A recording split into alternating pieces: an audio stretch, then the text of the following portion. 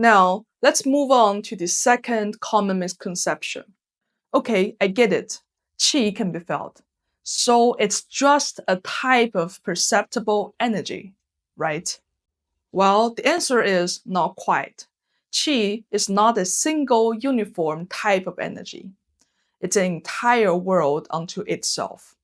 It represents a mode of reality that goes beyond the material and a completely different way of perceiving and understanding the world. Even the act of sensing qi occurs at different levels. What beginners typically experience is only the most basic form.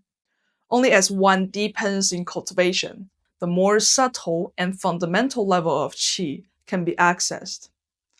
In the traditional Neidan Dao, the way of internal alchemy, this complexity is described through a distinction between the pre-heaven qi, 先天之气, and the post-heaven qi, 后天之气.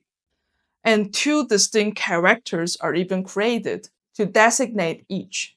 So this character qi refers specifically to pre-heaven qi, while this character qi refers to the post-heaven kind. So pre-heaven qi is the primordial, generative force from which all existence arises. It has boundless creative and transformative power and exists beyond form, the tangible and informational. It cannot be interacted through ordinary means. On the other hand, the post-heaven qi is derived, differentiated, and takes specific forms. It is the type of qi that actualizes in all things. Everything, from seasons and landscapes to human organs, carries specific type of post-heaven qi. Classical Daoist texts express this as follows. Zhang Boduan, the first-generation patriarch of Southern School of Golden Elixir, says in The Awakening to Reality, the Wuzhen Pian, that the Tao gives birth to one qi from emptiness. From this one qi arises yin and yang. Yin and yang rejoin to form the three. And from the three, all things in the universe flourish.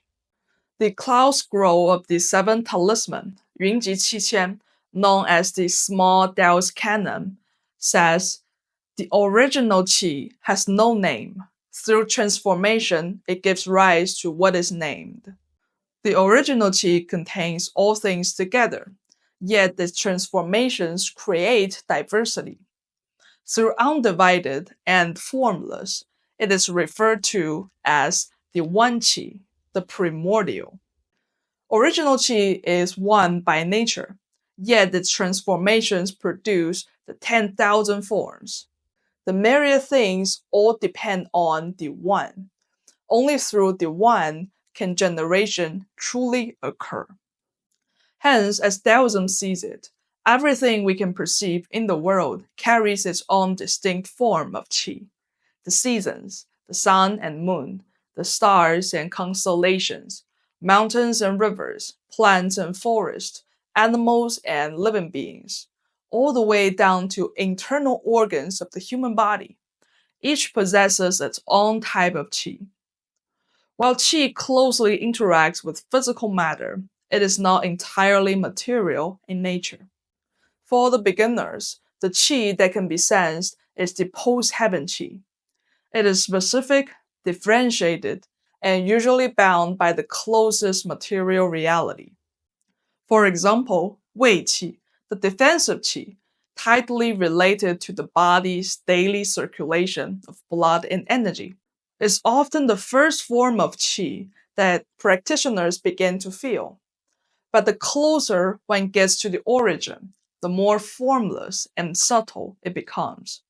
Only through continued and systematic cultivation can one gradually come to perceive the more primordial level of reality. In this module, we will teach a method for sensing natural qi patterns and environmental energies, called the method for perceiving qi patterns in feng shui. This allows you to tune in to the qi of plants, trees, and even spatial feng shui, and notice how these different types of qi may feel distinct from one another. If you haven't enrolled in the full course yet, you can find the registration link in the description to begin learning these embodied methods. If you're already enrolled, feel free to share your experience in the comments below this video.